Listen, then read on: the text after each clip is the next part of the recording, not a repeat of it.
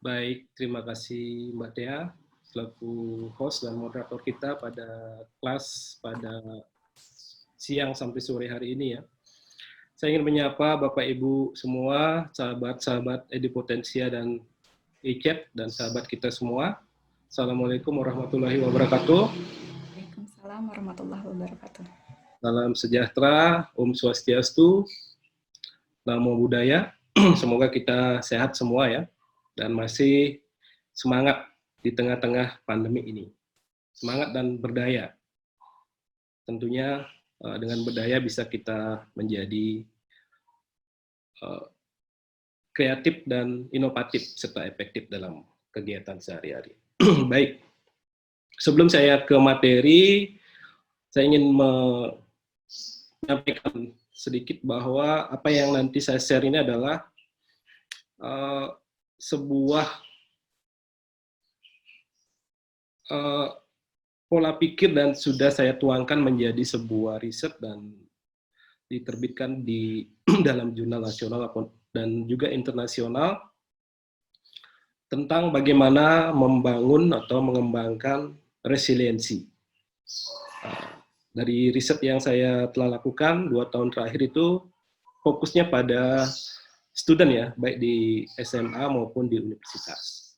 Mudah-mudahan ke depan bisa kita kembangkan sama-sama, Bapak Ibu yang tertarik bisa kita sharing, kolaborasi untuk bagaimana mengimplementasikannya di masyarakat yang lebih luas. Saya langsung ke materi, Bu Tia ya, Mbak Tia. Terima kasih Mbak Tia ya.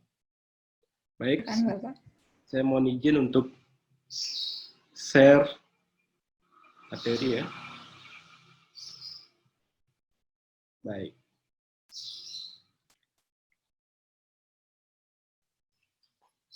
Bapak Ibu, sahabat Edipotensia dan ICET, serta para konselor yang luar biasa, pada kelas siang hari ini, saya ingin berbagi tentang konseling smart resiliensi. Jadi saya ingin menambahkan sebagai metode konseling berdaya di tengah kecemasan pandemi COVID-19. Jadi, kenapa berdaya? Berdaya merupakan salah satu ciri dari kita tidak menyerah dari kondisi ini. Kita tidak bisa menghilangkan kondisi ini atau menghindar dari kondisi ini, tapi kita bisa berdaya. Dan saya harap Bapak Ibu konselor yang luar biasa yang ada di sini, psikolog dan konselor, bisa menjadi agen-agen pemberdaya bagi semua ya yang ada di lingkungan sekitar kita. Baik, nanti kita lebih jauh berbicara tentang apa yang terjadi di tengah COVID ini. Perkenalkan, kembali nama saya adalah Dr. Kadek Suronata MPD Kons. Saya adalah staf dosen di Universitas Pendidikan Ganesha di Prodi Bimbingan Konseling. Mungkin kalau ingin melihat profil saya, ada di profil dosen Undiksa, di dosenundiksa.ac.id/profil/Kadek Suronata. Namun belum semua saya upgrade ya, ada beberapa konten yang belum terupgrade, mudah-mudahan dalam waktu dekat saya upgrade semua sehingga informasinya lebih detail, bisa diakses di sana. Baik, saya lanjut ya.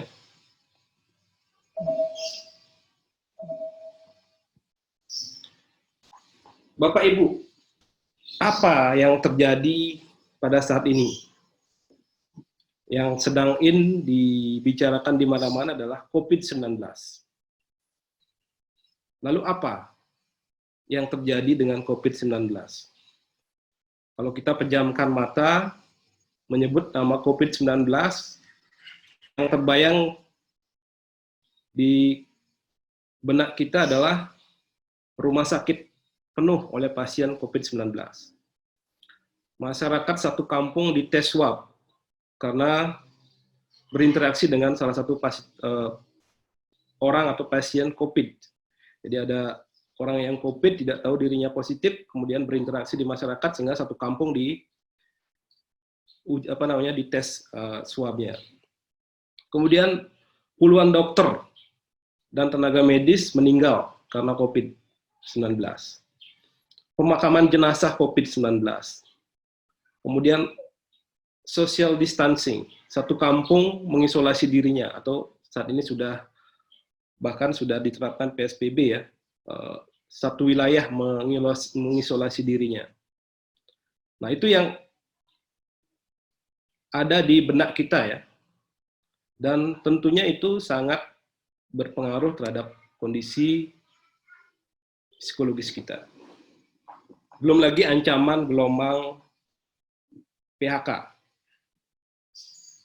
Jadi dengan adanya pandemik ini, banyak saudara-saudara kita atau keluarga kita, orang-orang di sekitar kita yang kehilangan pekerjaan, mata pencaharian. Banyak yang kelaparan, mohon maaf ya, saya mungkin lebih ekstrim ya menyebutnya kelaparan, tapi ini memang terjadi di media massa dan media sosial. Disebutkan ada satu keluarga yang tidak makan berhari-hari karena tidak ada mata pencarian lagi semenjak COVID ini, dan masih banyak lagi.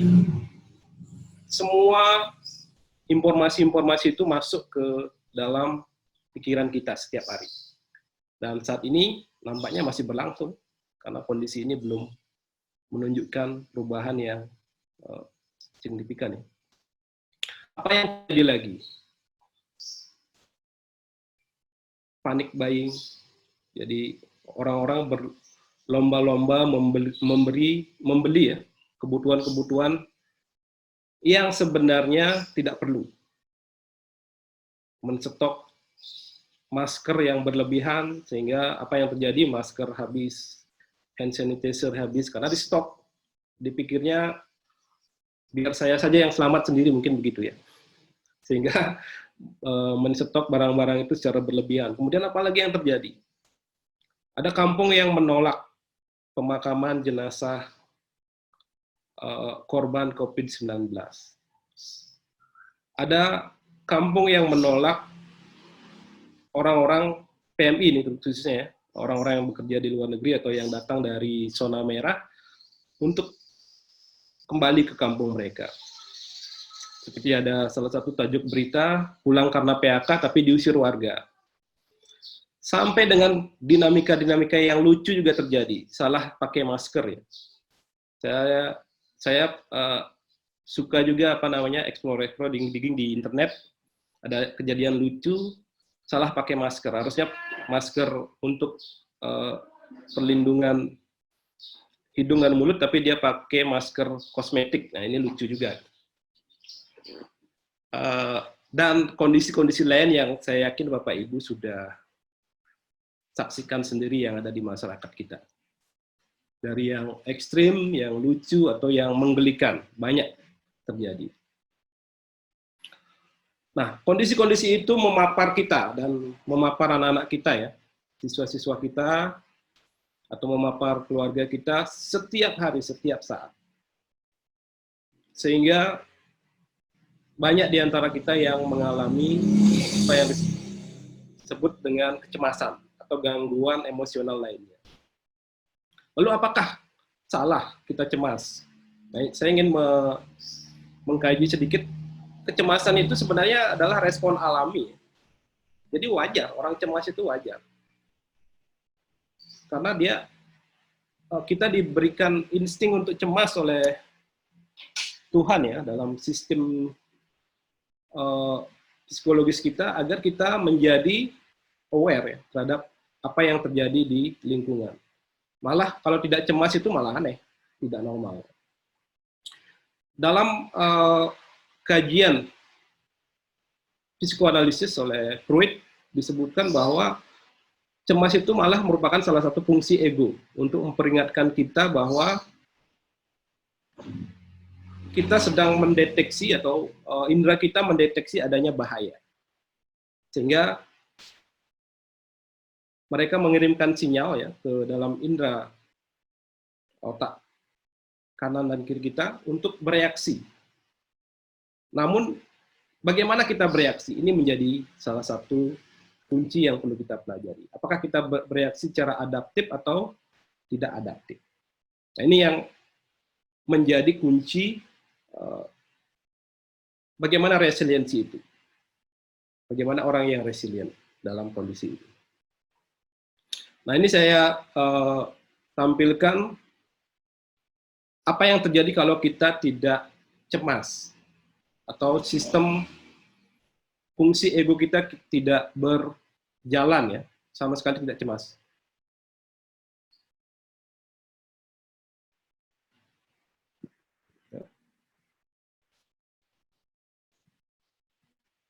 Apa yang terjadi? Nah, mungkin Bapak Ibu yang berada di kawasan yang sedang PSBB menemukan kenapa masih banyak orang yang berkerumun ya, berantri, seperti berita yang terakhir penutupan McD ya di Sarinah itu malah ditonton beramai-ramai gitu.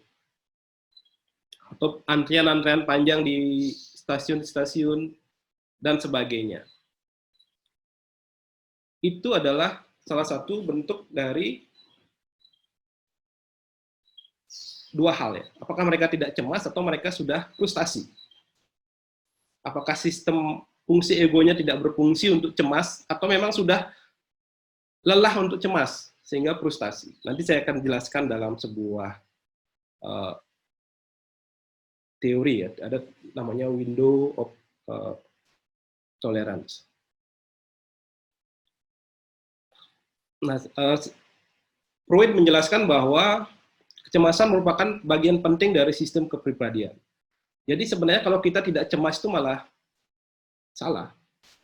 Sama sekali tidak cemas dengan kondisi begini malah tidak benar ya, tidak normal.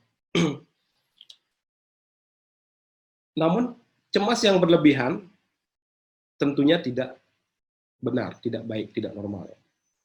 Nah, kalau kita Bapak Ibu ini kebetulan sudah, saya tidak perlu jelaskan lebih dalam lagi apa itu teori psikoanalisa Freud ya, ada ego dan superego, bagaimana kecemasan itu terbentuk dalam sistem psikologis atau sistem pemikiran kita.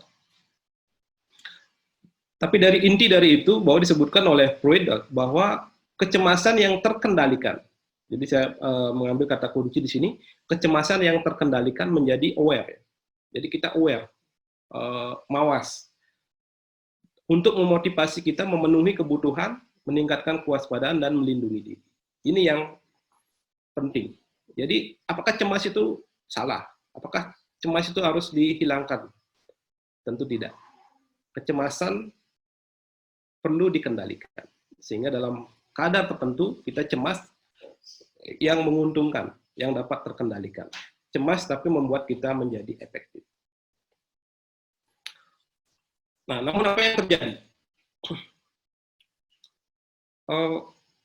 Oke, ini kecemasan yang timbul di masa pandemi merupakan respon psikologis yang normal, yang dialami oleh individu. Saya juga mempelajari tentang resiliensi ini, saya juga cemas. Saya juga keluar dari ruangan pakai masker. Datang dari mana-mana, cuci tangan, dan sebagainya. Saya juga tidak berkeliaran seperti apa. Apa maknanya itu? Ya, saya cemas, tapi masih terkendalikan. Tidak mengakibatkan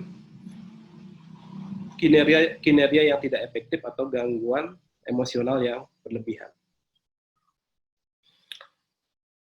Namun, pada beberapa orang atau anak-anak kita, pada siswa kita mungkin, pada orang-orang di sekitar kita, mereka tidak mampu menciptakan cemas yang terkendalikan itu, atau tidak mampu untuk mengendalikan kecemasan itu. Terlebih lagi dari paparan-paparan informasi yang tidak benar ya, yang tidak mendukung untuk itu di media sosial. Kita sering membaca atau menyimak berita-berita yang tidak proaktif, tidak produktif untuk mendukung kita mengendalikan kecemasan itu. Seperti berita-berita yang dilebih-lebihkan lah. Contohnya seperti bahwa orang yang terkena COVID pasti mati. Kenyataannya kan tidak begitu. Kita masih punya imun untuk bisa mempertahankan diri, sehingga tidak selalu orang yang terkena COVID atau terinfeksi COVID itu akan menjadi korban dan meninggal dunia. Nah, paparan-paparan informasi, terutama dari media sosial yang saat ini sudah nampaknya sangat akrab dengan semua masyarakat ya, dari anak usia 2 tahun saja, kalau anak saya 2 tahun sudah mengakses YouTube dan sebagainya itu, sampai dengan usia yang paling usia dewasa, late adult ya. Dalam riset kami terakhir dengan kawan-kawan bahwa orang-orang dewasa akhir sekarang juga sudah mengakses informasi dari media sosial tentang COVID yang membentuk bagaimana mereka menjadi cemas. Ada riset kami yang terakhir yang menyebutkan bahwa paparan media sosial ini menjadi salah satu faktor yang membentuk mereka menjadi cemas yang tidak terkendalikan, termasuk dengan perilaku yang tidak adaptif seperti obsesif kompulsif ya.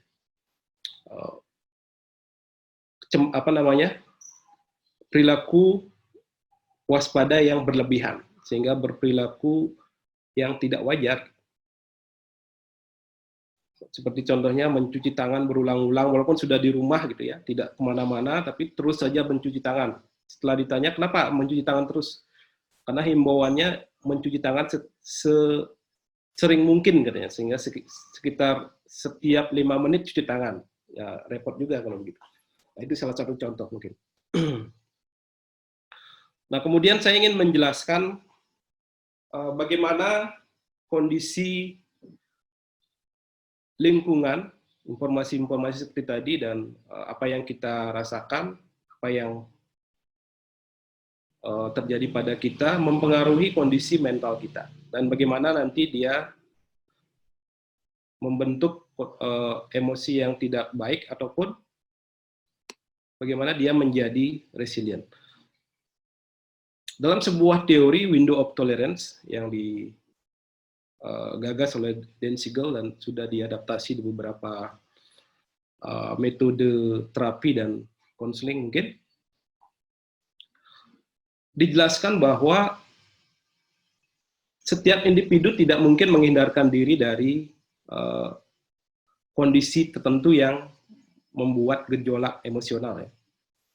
Ini tidak hanya COVID ya, semua, bahkan sebelum COVID dan mungkin nanti kalau COVID sudah kita anggap normal, akan ada selalu kondisi yang menjadi sumber stres, trauma, atau stresor, atau traumatic trigger ya, yang memapar kita.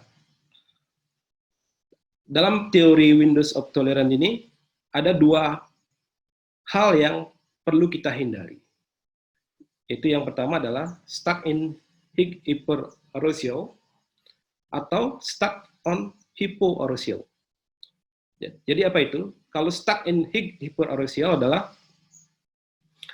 ketika kita merespon sangat tinggi atau terstimulasi terlalu tinggi terhadap trigger itu. Sehingga apa yang terjadi? Rasa takut, rasa sakit, marah, trauma, cemas yang berlebihan, dan sebagainya. Yang mendorong kita untuk keluar dari jendela toleransi. Jadi bisa panik dan sebagainya, banjir emosi. Bahkan yang sering terjadi adalah kemarahan, kebencian, sikap yang tidak sehat lah gitu. Artinya sedikit-sedikit marah dan sebagainya. Bahkan terkesan mencari permusuhan, ingin bertengkar dan sebagainya. Itu adalah kondisi stuck in hyperarousal. Nah, ketika kita terlalu lama di hyperarousal itu, kondisi ini bisa juga menjadi stuck on hypoarousal, jadi kebalikannya. Kita berada di bawah dari toleransi itu, yang mengakibatkan kita menjadi lesu, depresi, pasrah, mati rasa, tidak bergairah, tidak ingin makan dan tidak ingin tidur dan sebagainya. Mungkin yang gambaran tadi yang terakhir ya, tenaga medis yang menyatakan Indonesia terserah, itu nampaknya kalau saya prediksi sedang berada pada stuck on hypouricemia. Jadi sudah tingkat kecemasan yang sudah terlampau tinggi, berlangsung lama, sehingga menjadi depresi, pasrah. Ya udah terserah mau apa. Dan mungkin sebagian dari kita juga ada yang sudah mulai merasakan, karena kondisi ini sudah berlangsung cukup lama ya, dari Februari, sekarang sudah Mei, yang dari dulu sudah cemasnya tinggi, sudah berlangsung lama, tiba-tiba sekarang sudah menjadi pasrah. Budoai kalau bahasa Jawanya ya, tidak peduli lagi mau COVID atau apa, diterobos saja.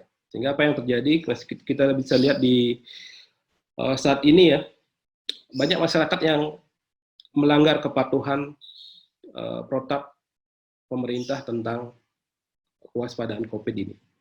Ya, berkeliaran kemana-mana dan sebagainya, berkerumunan dan sebagainya, yang menunjukkan kondisi pasrah. Nah, mungkin kondisi itu juga terjadi bukan karena satu faktor saja, mungkin ada kondisi hal-hal lain ya, seperti penghasilan sudah tidak ada gitu, sudah lelah dia untuk cemas saja tanpa penghasilan, sehingga ya udah, mau tidak mau kita harus melawan ini dengan kepasrahan itu. Jadi keluar, mau kena atau tidak COVID dan tidak masalah bagi dia, yang penting sudah bisa keluar ya. Nah, kondisi resilient adalah kondisi di mana kita bisa mengendalikan trigger ini menjadi kondisi yang stabil ya. Walaupun naik turun seperti yang disampaikan Mbak Tia tadi, resilient itu adalah seperti pegas ya dalam dalam sistem mental kita yang lentur dia, naik turun. Jadi orang yang resilient ini tidak akan keluar dari dimensi window of tolerance ini. Tidak sampai pada hyperarousal maupun pada hypoarousal. Dia mampu stabil ya. Ya cemas, tapi ya masih berperilaku yang normal, tidak sampai panik, takut, banjir emosi, marah, dan sebagainya. Dan juga tidak sampai terjebak pada hypoarousal juga, mati rasa, depresi, dan sebagainya. Nah ini, jadi pada resilient zone, individu memiliki kapasitas atau protective factor, faktor-faktor protektif ya, pelindung, terbaik untuk menjadi fleksibel dan adaptability, baik secara kognitif, emosi, maupun perilaku. Kalau dalam bahasa mindfulness, pikiran, tubuh, dan jiwa ya. Jadi mereka mampu tetap berada pada toleransi sistem mental yang sehat. Jadi naik turun masih dalam kondisi toleransi sistem mental yang sehat, tidak keluar dari, tidak hipo ataupun hyperarousal. Nah, pertanyaannya adalah bagaimana kita bisa menjadi seperti ini. Nah, jadi kuncinya adalah memiliki kapasitas atau protective factor, sumber daya yang terbaik untuk bisa menjadi fleksibel. Tugas Bapak Ibu, tugas kita semua adalah konselor menumbuhkan ini pada konseli kita atau pada anak-anak kita kalau di sekolah, agar mereka tetap berada pada resilient zone. Cemas boleh, bahkan mereka harus cemas, tetapi dalam kapasitas resilient zone ini. Jadi naik turun, tidak sampai melewati zona ini. Baik, pada sesi ini saya akan membahas bagaimana metode untuk memiliki kapasitas atau sumber daya ini, protective factor ini. Nah, Bapak Ibu mungkin sudah pernah juga membaca tentang resilient ya. Resilient itu terbentuk dari protective factor ya, eksternal maupun internal. Sebelumnya, apa itu resilient? Resilient adalah an ability to recover from edges, easily to misperform or change. Jadi kondisi untuk kemampuan untuk bisa bangkit dari suatu tantangan dan perubahan-perubahan yang terjadi di masyarakat seperti dalam Windows tolerant tadi. Jadi kita setiap saat tidak bisa terhindar dari sebuah perubahan, dari sebuah dinamika yang terjadi di masyarakat maupun di pribadi kita. Tapi kunci yang terpenting adalah bagaimana bisa tetap produktif di dalam kondisi itu. Kita tetap berada pada resilient zone tadi, tidak keluar, hypo maupun hyper. Dalam COVID mungkin yang terjadi adalah ya kita selalu berhadapan dengan ancaman resiko ya. Jadi penularan, apakah saya akan tertular? Apakah saya keluar rumah akan tertular? Kemudian membayangkan apakah saya harus kehilangan dengan kondisi ini? Ya, kehilangan pekerjaan, kehilangan orang-orang yang dicintai, ini menjadi dinamika yang terjadi, trigger pada diri kita. Kemudian belum lagi kondisi sosial ekonomi.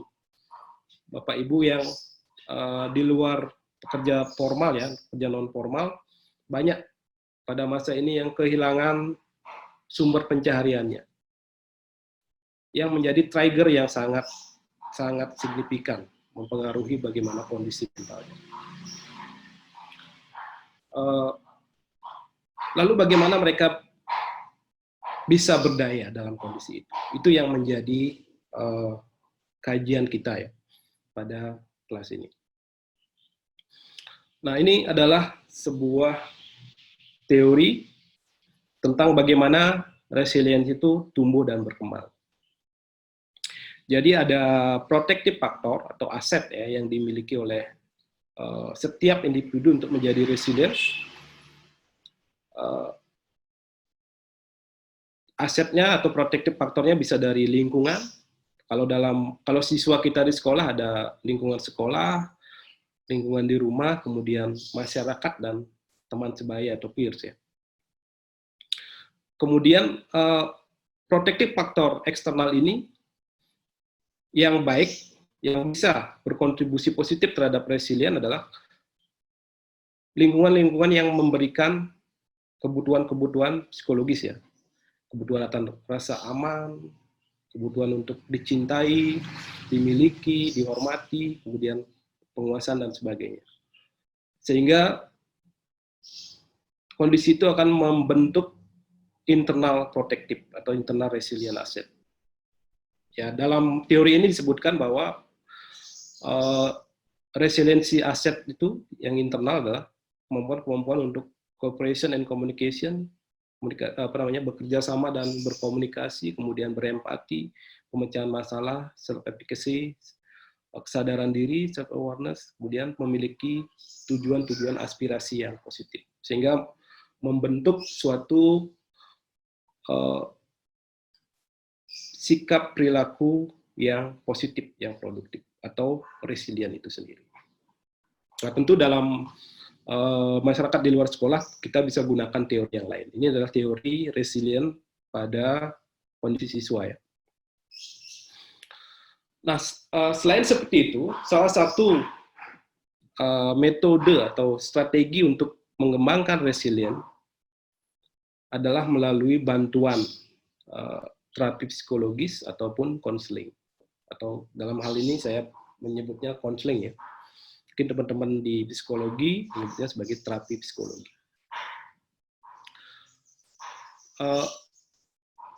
Sebelum ke konseling, apa yang bisa kita gunakan dan teknik apa yang bisa kita lakukan untuk membantu membangun resilient pada anak-anak kita atau siswa kita, mahasiswa kita ataupun klien atau konseling kita.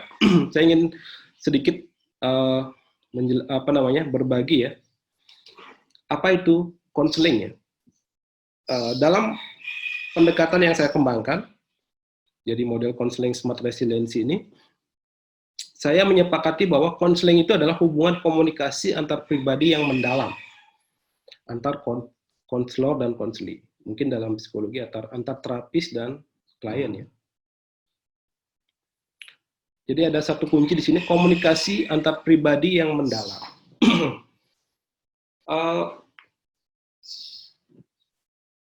Apakah harus komunikasi yang mendalam? Menurut saya harus. Karena kalau kita ingin konseli kita atau klien kita berubah, maka kita harus bisa masuk ke dalam alam psikologis mereka secara dalam. Jadi harus bisa menyentuh, kalau dalam bahasa sederhana, kita harus bisa menyentuh hatinya untuk bisa nanti berdiskusi lebih jauh dan menghasilkan perubahan pada konseli kita. Mohon maaf saja, mungkin selama ini kita melakukan konseling, tetapi kita lupa bahwa hubungan komunikasi yang dalam ini harus ada di depan, menjadi pintu gerbang untuk menjadi konseling. Saya katakan tidak mungkin konseling terjadi kalau tidak ada hubungan komunikasi antar pribadi yang mendalam mengawalinya. Maka dia akan mengalami resistensi. Dalam teori psikologi konseling kita ada mengenal namanya resistensi penolakan ya.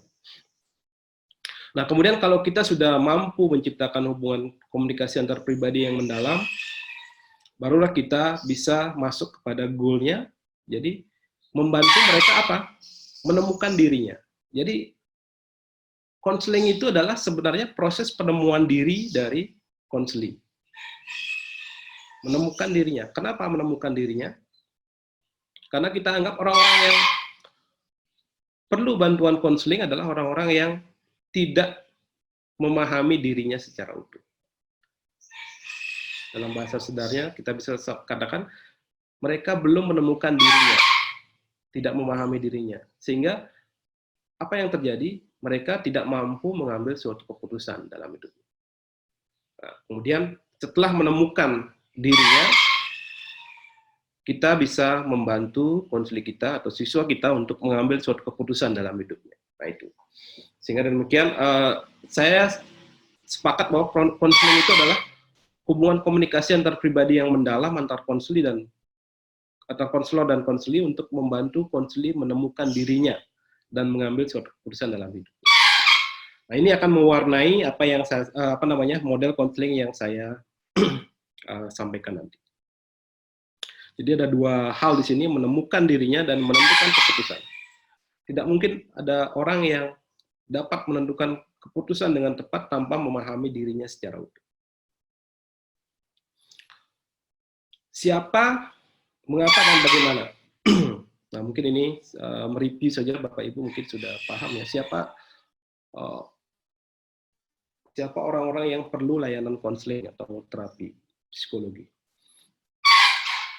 Adalah mereka yang perlu memahami dirinya secara utuh.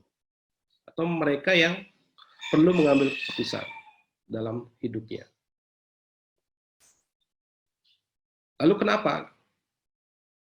Siapa mereka? Nampaknya semua, semua orang.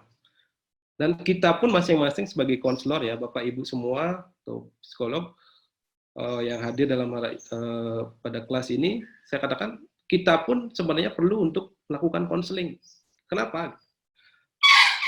Ada beberapa hal yang mendasari adalah bahwa kita itu tidak bisa menemukan diri kita tanpa bantuan orang lain. Ada hal-hal yang kita tidak bisa lihat dengan diri kita sendiri. Walaupun Bapak Ibu konselor yang sudah profesional ataupun terapis, ada hal-hal yang perlu orang lain untuk melihat. Kemudian setiap individu perlu memahami dirinya secara utuh. Jadi apalagi Bapak Ibu yang memiliki konseli yang tidak menerima dirinya secara utuh, itu sangat perlu untuk menjalani proses konseling. Dalam beberapa teori ada beberapa dimensi dari apa itu individu secara utuh. Jadi ada dalam sebuah pendekatan disebutkan bahwa individu itu terdiri dari individu pada saat ini, kita terdiri dari kita pada saat ini, kemudian kita juga terdiri dari dimensi-dimensi masa lalu kita, kemudian dimensi-dimensi masa depan kita, atau dimensi masa depan. Apakah konseling kita sudah memahami itu secara utuh? Nah, itu menjadi kajian dalam konseling. Banyak orang yang tidak mampu atau tidak mau berdamai dengan masa lalunya. Mungkin termasuk kita juga sendiri ya, masing-masing. Ada masa lalu yang tidak bisa kita terima. Atau ada juga orang yang tidak mau menerima masa depannya, cemas terhadap masa depannya. Nah, ini yang terjadi pada COVID-19 mungkin yang ini. Cemas terhadap orang-orang yang saat ini cemas dalam kondisi COVID ini sebenarnya bukan hanya cemas pada saat ini, tapi cemas terhadap masa depan, karena dia membayangkan masa depan yang tidak positif. Contohnya, jangan-jangan saya kena, jangan-jangan saya nanti mohon maaf meninggal, jangan-jangan ada keluarga saya yang kena kemudian meninggal, jangan-jangan saya, nah itu masa depan yang negatif yang mereka bayangkan. Yang saya sampaikan di sini, mereka belum berdamai terhadap masa depannya. Kemudian dari dimensi yang lain ada disebut teori Johari Window ya, bahwa individu terdiri dari beberapa atau empat sisi ya. Jadi sisi terbuka, kemudian sisi buta, sisi tersembunyi, dan sisi misteri. Mungkin Bapak Ibu sudah paham ini ya. Jadi apa itu sisi bebas terbuka? Adalah sisi di mana kita tahu tentang diri kita dan orang lain pun tahu. Kemudian blind self adalah sisi buta, di mana hanya orang lain yang tahu. Kita nggak tahu tentang diri kita. Umpamanya banyak orang mengatakan kamu itu pemarah. Yang tahu mereka. Kita sendiri nggak tahu bahwa kita itu pemarah. Nah, itu. Nah, dalam proses konseling ini yang perlu diungkap. Kemudian hidden self. Jadi ada sisi-sisi hanya kita yang tahu, orang lain tidak tahu. Sisi tersembunyi. Dan ada sisi misteri atau unknown self ya. Jadi sisi yang kita tidak tahu, orang lain pun tidak tahu. Ini biasanya disebut dengan sisi misteri ya. Dan ini bisa terungkap. Pemahaman kita selama ini adalah sisi hanya yang diketahui oleh Tuhan, bukan. Ada beberapa sisi dari sisi misteri bisa diungkap oleh kita dan dalam bantuan proses konseling maupun terapi. Mungkin kawan-kawan di Edupetensia juga sudah menerapkan yang disebut dengan metode neuro language program ya, jadi NLP dan kemudian hipnosis. Jadi dalam metode itu sisi-sisi misteri kita akan keluar. Kalau dalam psikoanalisis Freud ada juga analisis mimpi dan sebagainya, asosiasi bebas, itu sebenarnya dalam rangka mengungkap sisi-sisi misteri yang awalnya kita tidak tahu, konselor pun tidak tahu ya. Tapi dalam metode itu akan keluar dia. Apa sih sisi misteri yang ada? Nah, ini sisi-sisi yang perlu dipahami dalam proses konseling. Dan dimensi-dimensi yang lain dari individu yang perlu diketahui, yang dipahami oleh konseling kita, agar mereka nanti mampu membuat keputusan yang tepat. Apa keputusan tepat? Ya, itu adalah keputusan yang membuat konseling menjadi effective daily living. Jadi, dalam konsepnya Rogers, disebut dengan effective daily living, kehidupan sehari-hari yang efektif. Efektif dalam sisi konseli ya. Jadi keputusan itu harus dibuat oleh konseli dan efektif itu dari sisi konseli. Baik. Nah, kemudian dari pemahaman itu, nah ini Bapak Ibu, hasil utak atik saya membaca-baca dan diskusi dengan beberapa teman, saya memformulasikan tentang tahapan konseling yang efektif itu seperti apa sebenarnya. Jadi ini pernah saya diskusikan dengan salah seorang sahabat ya, yang dokter psikiater. yang bercerita kepada saya, Mas Kadek, kalau dulu saya dipanggil Mas Kadek ya, waktu itu, kamu tahu nggak kenapa konseling itu nggak pernah laku? Karena beliau itu adalah dokter. Kenapa tidak laku? Tidak seperti dokter atau bidan saja mungkin lebih laku daripada konselor atau konseling. Karena konseling itu tidak pernah benar-benar bekerja secara efektif yang sedang terjadi saat ini. Apa buktinya dia sudah bekerja dengan efektif? Apa yang didapat oleh konseling Anda dengan proses konseling? Itu belum terjadi. Maka dari itu, saya sarankan, kata beliau, proses konseling itu perlu dirubah. Tidak hanya berakhir di ruangan konseling. Jadi harus ada kontinuitas yang benar-benar membuat konseling kita bahwa ada evidence atau bukti yang menunjukkan bahwa konseling ini adalah berfeasibilitas atau bermanfaat. Nah, kemudian saya baca beberapa referensi yang terkait tentang proses konseling. Ya, saya coba merumuskan sebuah tahapan keefektifan konseling ya. Mungkin Bapak Ibu ini nanti bisa share atau silakan mengkritik ya, sehingga saya bisa memperbaiki. Ini belum final ya, jadi saya baru coba rumuskan. Menurut saya ada 7 proses konseling yang dibagi menjadi 3 fase ya. Fase pra konseling, kemudian proses atau inti konseling, dan pasca setelah konseling. Pasca konseling ini adalah di luar ruangan konseling kalau Bapak Ibu menggunakan ruangan konseling. Nah, dari pra konseling ada 3 tahap, yaitu saya sebut sebagai tahap interest, yang kedua feasibility, dan ketiga acceptability. Yang pertama itu interest. Yang perlu kita lakukan pertama kali bertemu dengan konseling kita adalah agar dia tertarik untuk konseling. Nah, ini mungkin penting bagi Bapak Ibu di sekolah ya, yang guru BK atau konselor di sekolah, penting untuk direnungi. Saya tidak menginginkan ini langsung dilakukan, bukan, direnungi ya. Kenapa anak-anak kita, bukan semua ya, sebagian besar anak-anak kita di sekolah tidak mau datang ke ruang BK untuk melakukan konseling?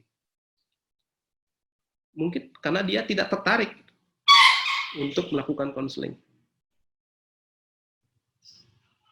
Kenapa dia lebih suka datang ke mungkin ke kantin atau dan tempat-tempat lainnya di sekolah daripada datang ke ruang konseling atau ruang BK? Karena dia tidak tertarik. Dan mungkin yang lainnya. Jadi yang pertama itu tertarik. Dengan tertarik dia kita akan membuka mindset dari konseling kita. Lebih mudah nanti masuk menciptakan komunikasi antar pribadi yang mendalam. Coba bayangkan, Bapak Ibu berbicara dengan orang yang tidak tertarik dengan suatu hal. Jadi apapun yang kita katakan akan mendapat penolakan, resistensi. Nah, kemudian ketika kita sudah mampu menciptakan ketertarikan dari konseling kepada proses konseling atau konseling, kemudian yang kedua saya sebut tahap feasibility. Setelah tertarik, kita juga harus meyakinkan bahwa konseling kita akan mendapatkan manfaat. Jadi tertarik saja tidak cukup. Dia harus yakin bahwa apa yang saya lalui dalam proses konseling ini berguna, bermanfaat, tidak sia-sia, membuang waktu. Apalagi Bapak Ibu yang ingin berencana membuka klinik konseling yang berbayar, kenapa saya harus bayar kalau nggak bermanfaat? Tahap kedua saya sebutkan di sini harus feasibility. Dia harus yakin bahwa saya dapat manfaat setelah proses ini. Nah, yang ketiga baru nanti acceptability. Jadi setelah dia tertarik, kemudian dia yakin ini akan bermanfaat, kemudian yang ketiga kita perlu menjelaskan seperti apa sih proses konselingnya, jadi agar dia paham perannya dia seperti apa, kemudian peran kita konselor seperti apa, dan prosesnya kita lalui seperti apa. Nah, itu acceptability. Nah, itu dalam fase pra. Kemudian setelah 3 itu terpenuhi, barulah kita melangkah pada proses konseling inti yang sesungguhnya. Yang keempat saya sebut dalam proses inti yang pertama atau dari keseluruhan ada tahap keempat, saya sebut sebagai awareness. Nah, sesuai dengan makna dan apa itu konseling yang saya sebutkan di depan, awareness merupakan kunci dari keberhasilan konseling. Jadi awareness itu kalau dalam bahasa sederhananya saya sebut sebagai penemuan diri konseling. Jadi proses konseling itu kalau Rogers menyebutkan dalam bukunya bahwa konseling itu adalah proses bercermin. Jadi kita konselor atau terapis dalam proses konseling juga itu adalah cermin bagi konseling kita. Kita harus, ya namanya cermin, Bapak Ibu mungkin sudah sering bercermin setiap hari malah. Cermin apa yang kita temukan? Cermin yang terbaik adalah kita menemukan diri kita yang sebenar-benarnya, yang sesungguhnya.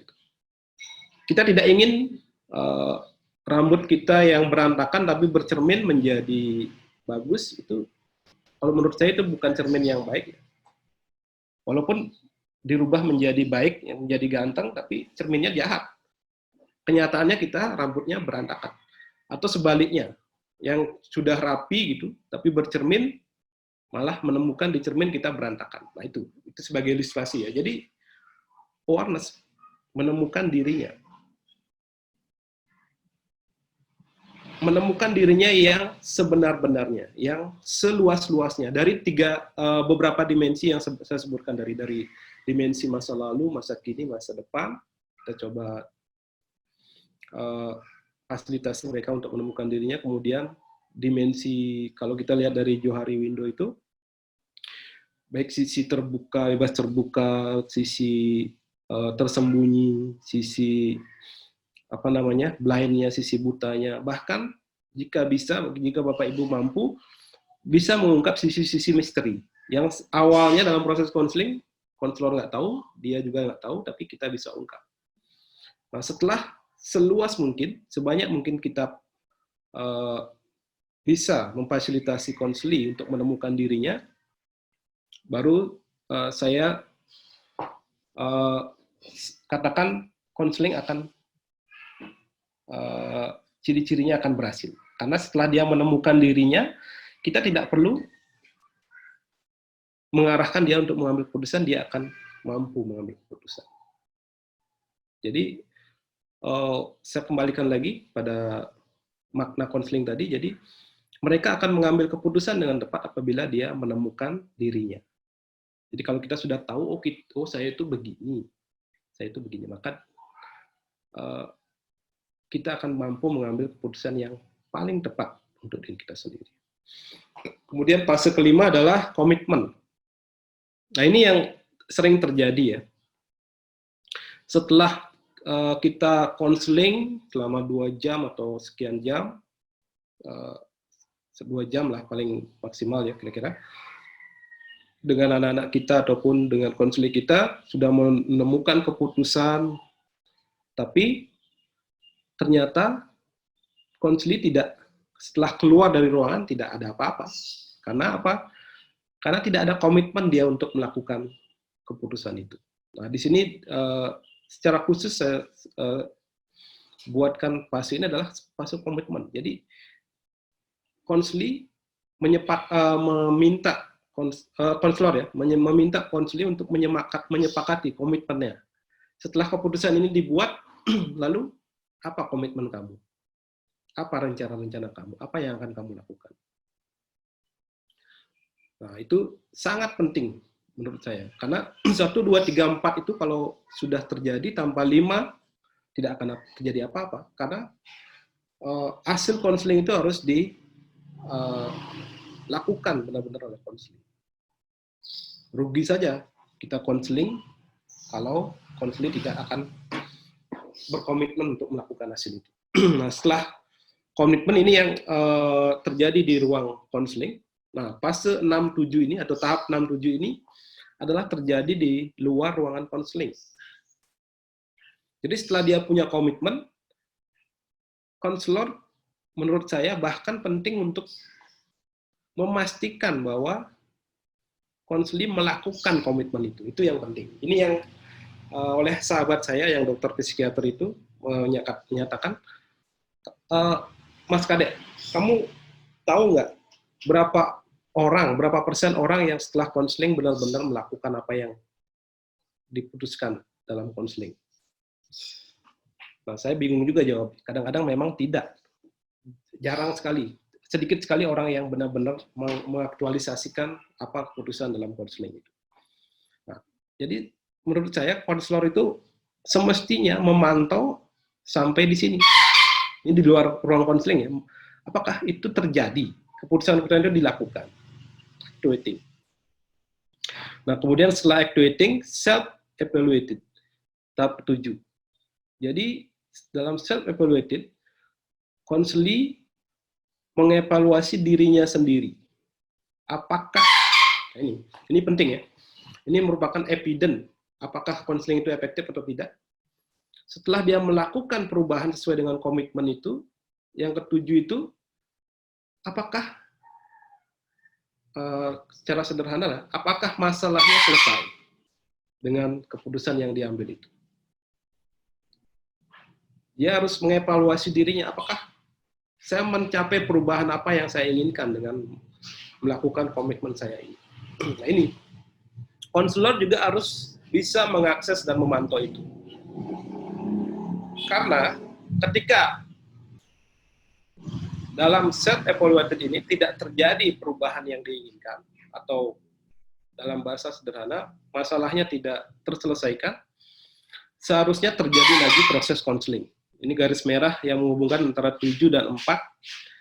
Saya ilustrasikan adalah bahwa self-evaluated bisa menjadi rekomendasi atau keputusan untuk konseling, datang lagi kepada konselor untuk melakukan konseling lagi. Untuk menemukan dirinya lagi. Tahap keempat lagi. Menemukan. Mungkin pada saat pengambilan keputusan itu, masih ada sisi-sisi lain dari dirinya yang belum ditemukan sehingga keputusannya itu tidak tepat.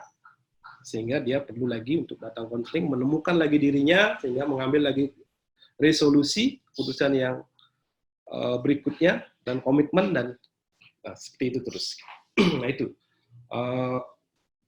tahap commitment counseling yang menurut saya perlu kita renungkan ya. Yang ini akan mewarnai dari model konseling yang saya sedang rancang sebenarnya belum final ya.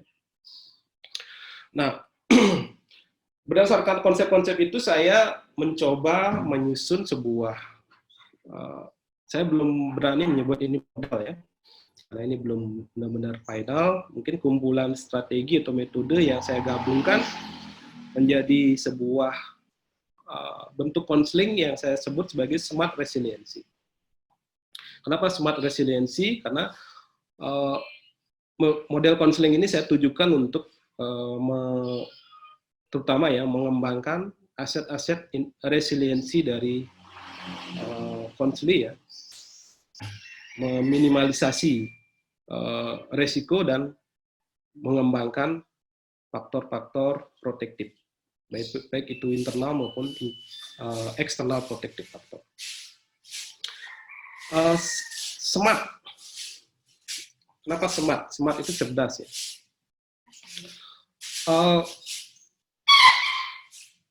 Sedikit saya cerita. Jadi model konseling ini mungkin Bapak Ibu nanti setelah menyimak sama-sama, mungkin akan ada komen. Kenapa konselingnya seperti campur sari? Semua teknik ada, semua pendekatan kok banyak di sana. Nah, Bapak Ibu mungkin yang sudah ataupun yang sedang di bangku akademik pernah mengikuti kuliah psikologi konseling ya. Ada beberapa jenis pendekatan konseling dalam garis besarnya yaitu adalah konseling yang hanya menggunakan satu teori saja, atau konseling yang memadukan berbagai model teknik pendekatan konseling yang sering disebut sebagai eklektik atau integratif dalam bahasanya Korea. Nah, mungkin saya tidak berani menyebut ini adalah salah satu itu. Mungkin yang saya maksud ini adalah model konseling yang eklektik. Jadi saya mengambil beberapa teknik, pendekatan, konsep-konsep konseling yang sudah ada, kemudian saya ramu kembali sesuai dengan apa tujuan dari konseling ini. Jadi konseling smart resiliency adalah memformulasikan teknik dari konseling kognitif behavior, kemudian ada rasional emotif behavior, kemudian ada pendekatan berfokus solusi, kemudian ada mindfulness, serta teknik konseling yang lain yang berbasis kekuatan. Nah, mungkin saya tidak akan keberatan kalau Bapak Ibu nanti menyebut ini campur sari. Ya memang campur sari, campur-campur gitu ya. Dan saya berharap gini, Bapak Ibu juga nanti menemukan model konseling Bapak Ibu sendiri dengan metode yang sama seperti ini. Tidak harus mengikuti ini. Jadi Bapak Ibu juga bisa meramu atau mengintegrasikan beberapa metode atau model konseling, teknik konseling menjadi sebuah proses konseling yang Bapak Ibu kembangkan sendiri. Sehingga kita bisa berinovasi di sana. Namun saya perlu ingatkan, tentu Bapak Ibu harus mengkaji dulu apa sih goal dari masing-masing teknik dan untuk apa itu digunakan, sehingga campurannya bisa efektif dan benar ya. Jadi smart resiliency kalau saya jelaskan masing-masing dari makna dari smart itu, yang pertama adalah sort your strength. Jadi temukan kekuatan Anda. Kemudian M-nya adalah manage yourself. Jadi kelolalah diri Anda ya. Kemudian activating potential. Yang R-nya adalah remember the God, dan T-nya take your team. Jadi seperti apa itu? Saya akan coba jelaskan satu persatu. Sehingga kalau disingkat dia menjadi SMART, ya, Smart Resiliency. Nah,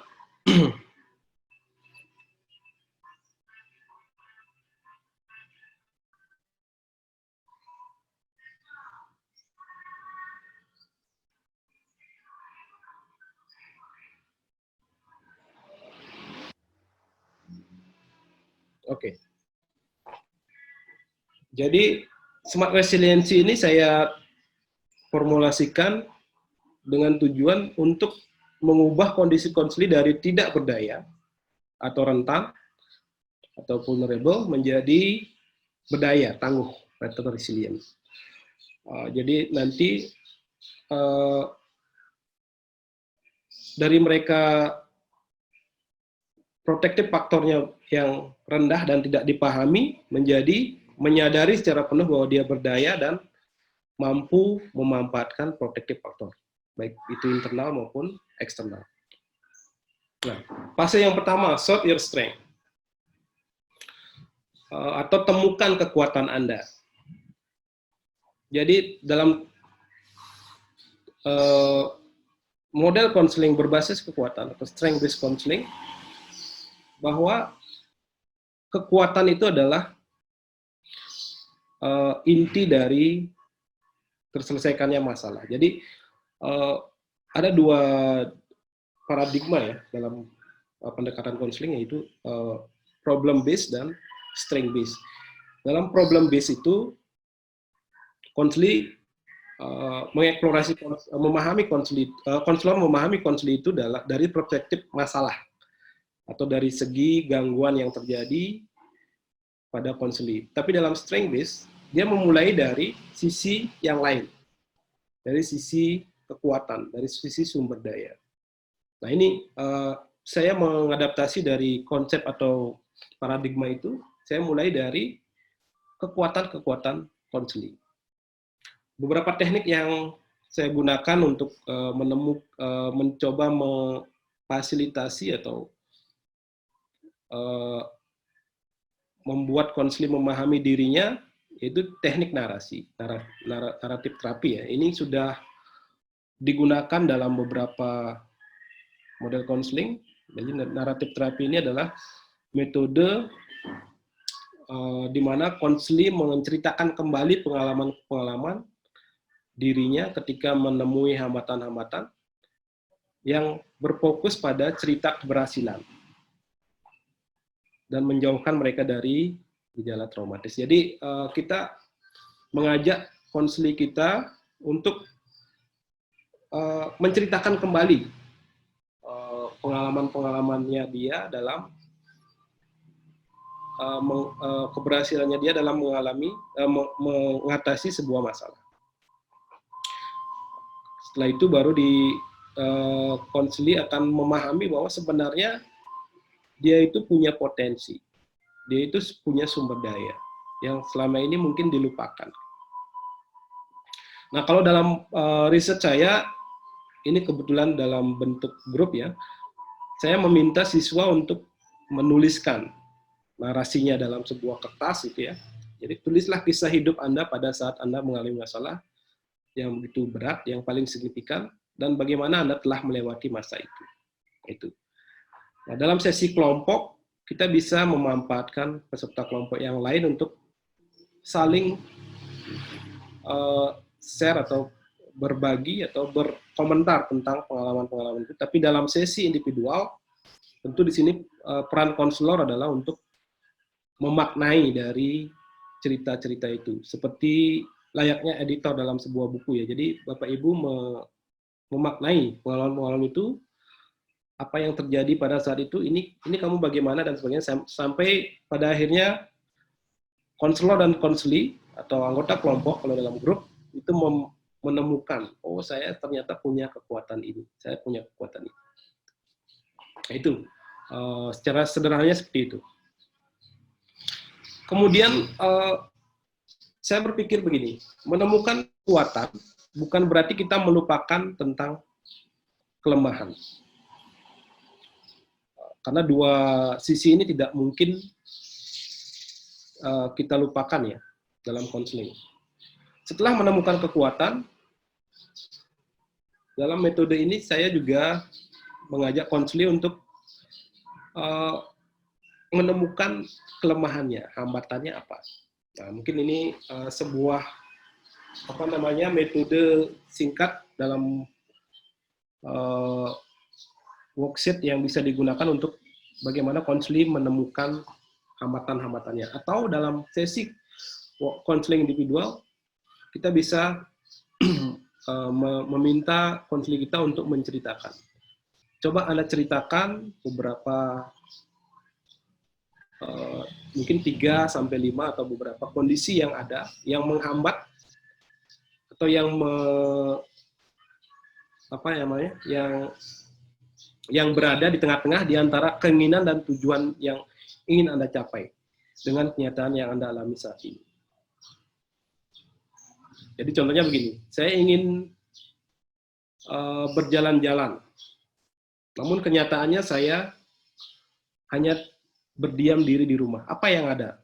Di tengah-tengah itu ada PSBB gitu umpamanya. Jadi itu salah satu obstacle, jadi hambatan yang bisa dituliskan oleh konseling kita. Kemudian dari 5 atau 3 yang sudah diceritakan itu, kita minta juga untuk mereka menandai mana yang paling signifikan, mana yang paling mengganggu, atau mana yang paling menghambat dari diantara hambatan-hambatan itu. Nah, itu. Nah, dalam tahap ini kita sudah menemukan kekuatan dan apa itu hambatan atau kelemahan dari konseling kita. Kemudian saya ambil dari pendekatan berfokus solusi, De Sesser ya, tentang menemukan pengecualian. Jadi ini lazim digunakan dalam konseling singkat berfokus solusi. Metode ini juga tujuannya sama. Jadi mencoba mengajak konseling menemukan kekuatannya, jadi sumber dayanya. Jadi sebenarnya setiap orang itu punya sumber daya. Cuman masalahnya adalah ada orang yang menyadari atau menemukan atau memahami bahwa dirinya punya sumber daya, ada yang tidak mengerti atau tidak memahami bahwa itu adalah sumber daya. Ya, contoh singkatnya adalah bagaimana kita meminta mereka menemukan pengecualian. Ini bisa ditemukan pada metode-metode berfokus solusi ya. Bersediakah Anda menceritakan pengalaman dalam beberapa waktu yang lalu yang paling Anda ingat, di mana seperti telah terjadi keajaiban. Anda mampu melalui kesulitan-kesulitan yang Anda alami. Kapan itu terjadi? Apa yang terjadi? Bagaimana Anda bisa melalui atau melakukan hal itu? Nah, itu.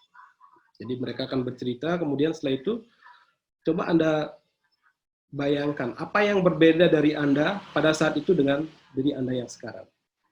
Sehingga dia akan menemukan, oh, kenapa saya sekarang terpuruk?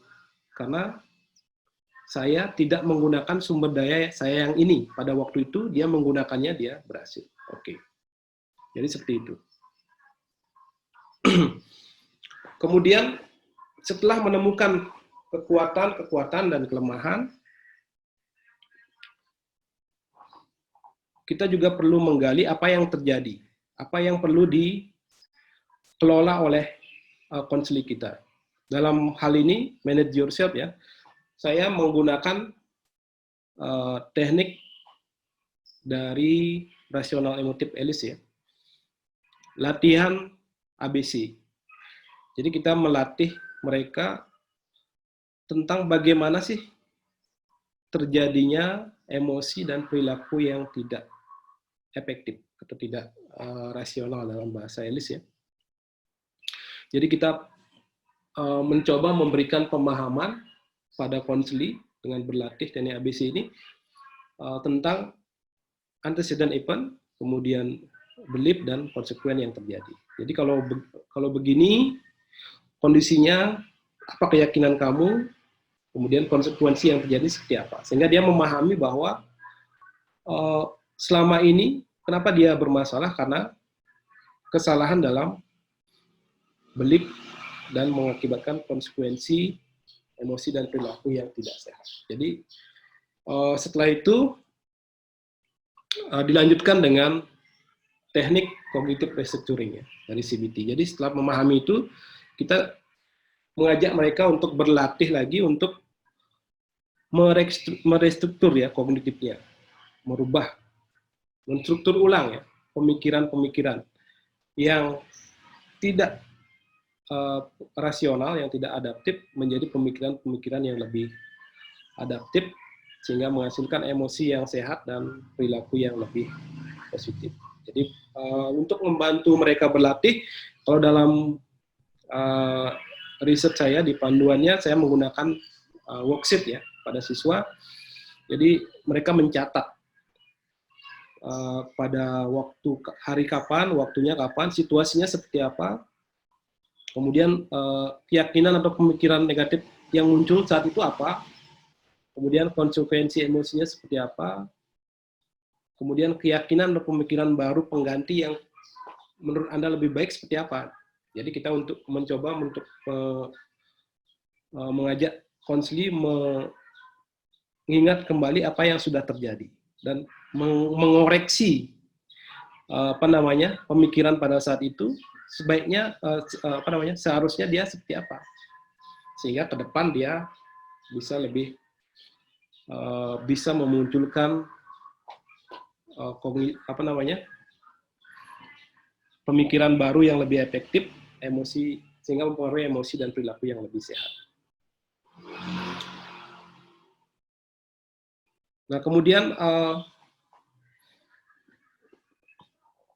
salah satu teknik yang saya juga tawarkan pada konseli untuk tahap manage yourself adalah relaksasi dan atau desensitisasi sistematis. Ini bisa diberikan ketika menemukan bahwa konseli adalah orang yang memiliki emosi yang tidak sehat ya, terganggu, memiliki kecemasan, trauma dan sebagainya, kita bisa membantu mereka untuk mengelola diri melalui relaksasi dan desensitisasi sistematis. Nah, bisa tergantung dari kondisi konseli ya, bisa dalam bentuk sederhana maupun dalam bentuk kompleks ya. Ini dalam sederhana seperti ini, dalam bentuk lengkap mungkin Anda bisa, Bapak Ibu bisa baca panduan dari teknik desensitisasi sistematis ya. Ada panduan sistematis yang secara lengkap sampai bagaimana menghadirkan bentuk-bentuk dari emosi yang terganggu kemudian dilawan dengan kondisi-kondisi yang menyenangkan, sehingga menghasilkan atau mereduksi kecemasan dari konseli kita. Kemudian dalam Manage Yourself saya juga menghadirkan teknik coping question. Jadi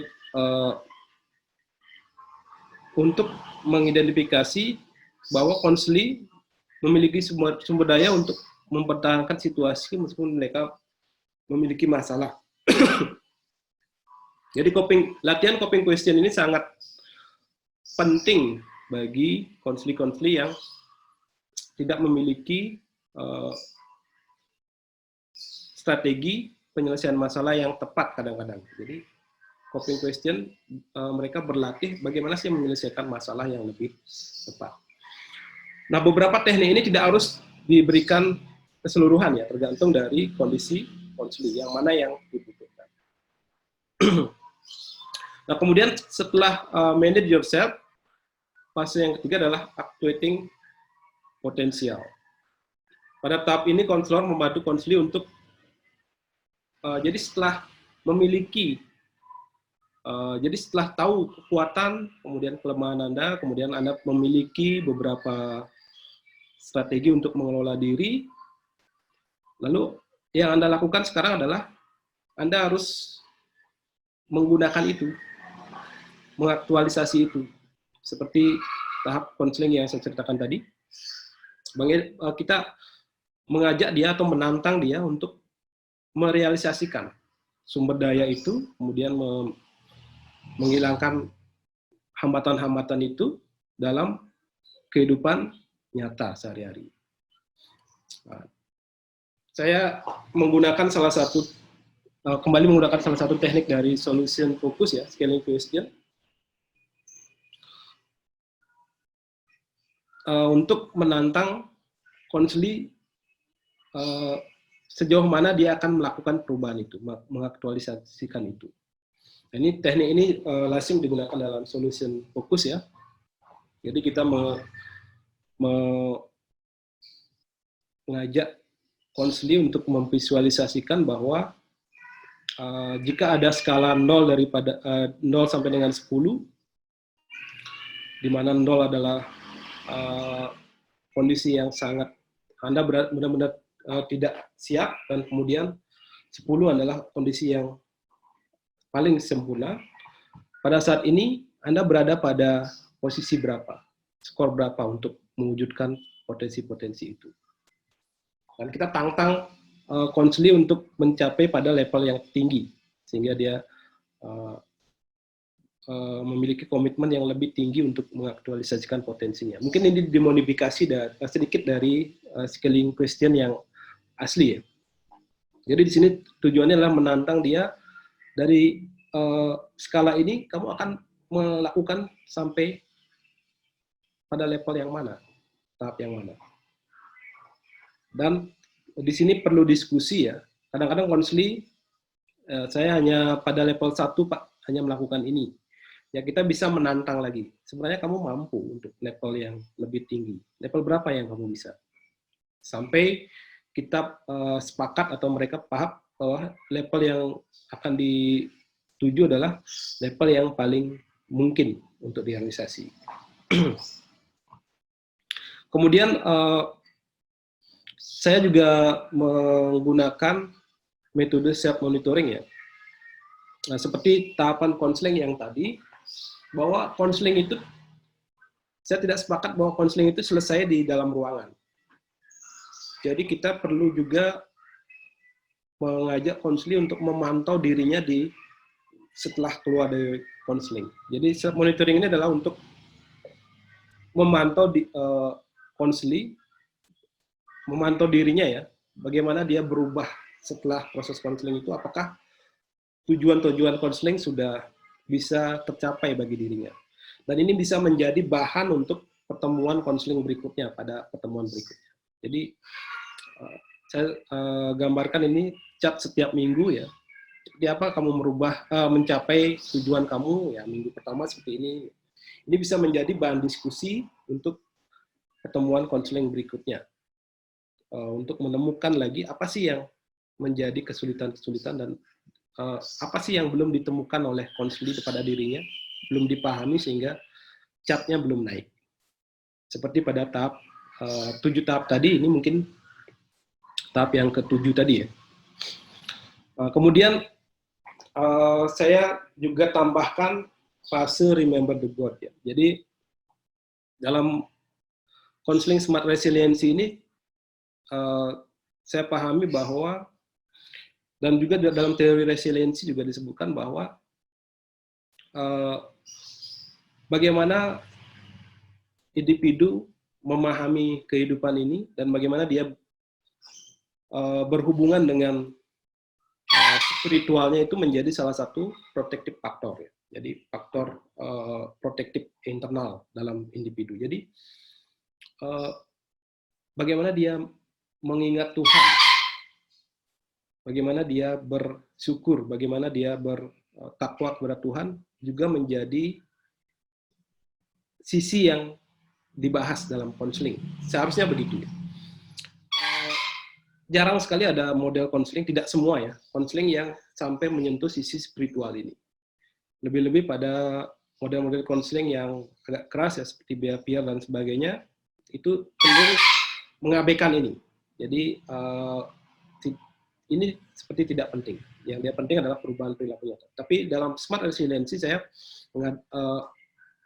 menghadirkan ini juga. Jadi di sini konseli mendiskusikan bagaimana aktivitas spiritual keagamaan konselor ya. Bagaimana mendiskusikan bagaimana aktivitas spiritual keagamaan konseli. Konselor membantu memupuk sisi spiritual dari konseli. Jadi mengembangkan makna hidup, life meaning, dan kemudian gratitude. Karena sisi spiritual juga merupakan energi yang penting dalam resilient. Bagaimana dia percaya atau tawakal kepada Tuhan itu merupakan salah satu kekuatan yang sangat penting dalam individu. Dalam Remember the God ini juga saya hadirkan salah satu metode ya, yaitu mindfulness, untuk membantu konseli menyadari dirinya. Dan nanti mindfulness arahnya ini adalah ada berbagai jenis mindfulness, tapi saya di sini yang saya maksudkan adalah arahnya untuk lebih memahami tentang dirinya bahwa ada Tuhan di antara semua yang kita miliki, apa yang terjadi ini ada Tuhan. Nanti goalnya adalah, mindfulness-nya adalah tidak menghakimi, tidak menyalahkan, berserah dan bersyukur. Nah, mungkin ini bisa diganti dengan metode-metode lain, mungkin dalam kawan-kawan yang muslim mungkin bersikir dan sebagainya bisa. Jadi untuk menumbuhkan kesadaran konseli bahwa ada Tuhan di antara kita. Kita harus percaya itu. Kemudian fase yang kelima, take your dream. Ini fase ini saya anggap penting karena begini. Kadang-kadang ada konseli yang tidak memiliki gairah untuk berubah yang tinggi karena dia tidak memiliki aspirasi untuk kedepannya. Saya mau apa sih ke depan, udah begini-begini saja. Sehingga ini sangat penting untuk dihadirkan dalam konseling ya, mengembangkan optimisme, harapan, dan motivasi untuk meraih tujuan dan cita-citanya. Dalam Take Your Dream ini, mungkin yang di makna konseling tadi saya sebutkan ada menyadari masa lalu, masa sekarang, dan masa depan. Ini mungkin yang saya sebut dengan masa depan ya. Jadi masa depan itu penting sekali untuk disadari oleh konseli dan dikristalisasi. Artinya apa? Ada orang yang tidak paham atau tidak mau berdamai dengan masa depannya, itu akan menjadi orang yang putus asa ya, yang seperti kalah sebelum berperang. Dia tidak memiliki tujuan apa-apa. Jadi sisi optimisme di sini digali dan dikembangkan. Saya menggunakan kembali menggunakan salah satu teknik dari solution focus ya, miracle question, untuk membantu konseli memvisualisasi masa depannya secara lebih nyata. Jadi metode ini bisa digunakan, atau metode lain juga kalau Bapak Ibu punya teknik yang lain juga bisa digunakan.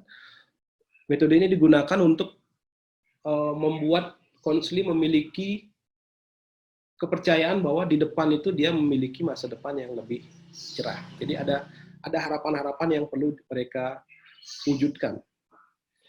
Jadi contohnya adalah seperti ini.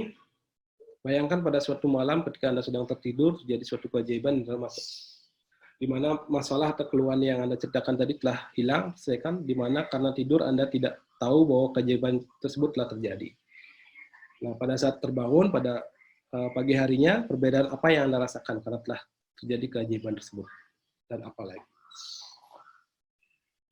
Jadi mereka akan menemukan bahwa mereka punya kekuatan-kekuatan yang bisa digunakan untuk mewujudkan masa depannya.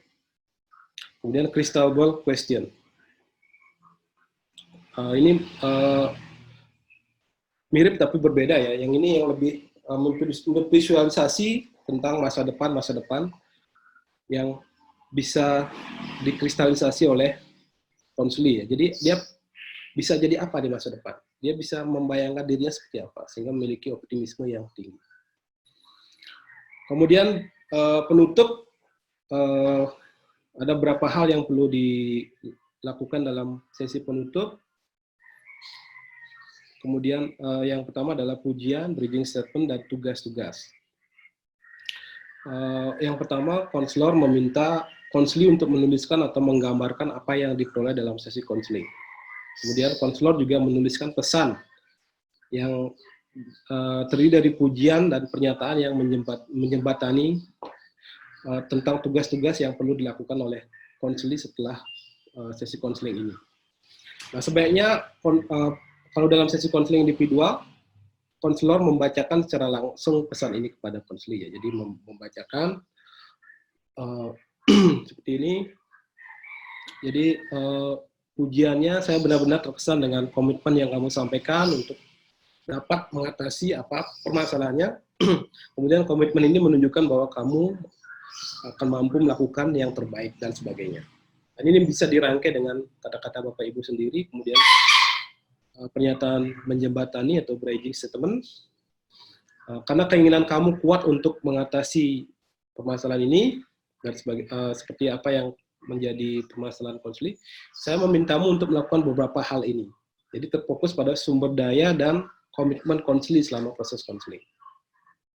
Kemudian tasnya adalah, saya memintamu terus melakukan hal yang baru saja kamu mulai, yang perlu terus kamu upayakan agar membuatmu mampu menjadi lebih baik lagi. Nah, itu beberapa contoh pujian, komplimen, kemudian bridging statement, dan task ya, yang bisa diberikan kontrol kepada konseli.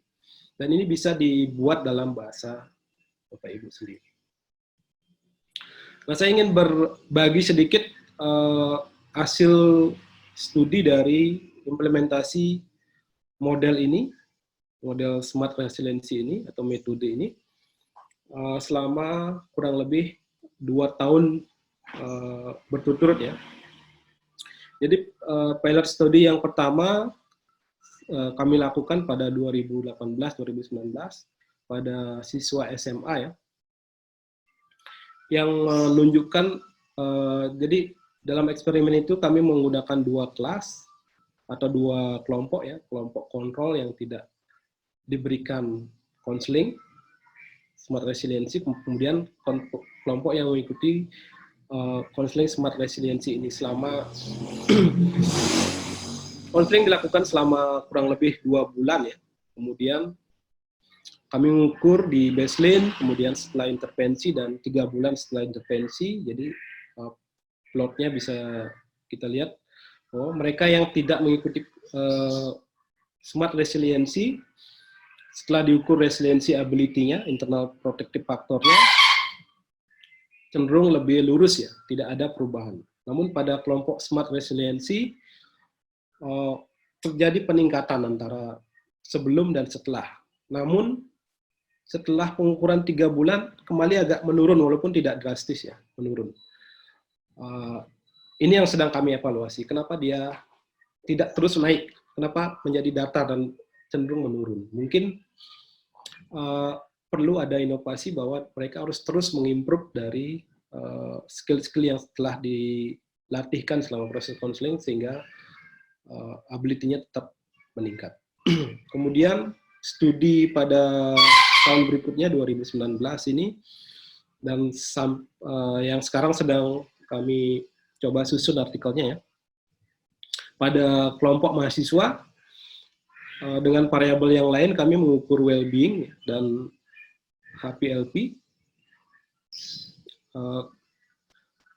yang kami lakukan dengan menggunakan perbandingan ya. Jadi kalau yang di SMA kami menggunakan kelompok kontrol yang tidak mendapatkan konseling apa-apa, tapi di mahasiswa kami coba membandingkan Smart R ini dengan konseling yang lain, metode konseling yang lain, yaitu SPBT dan RABT.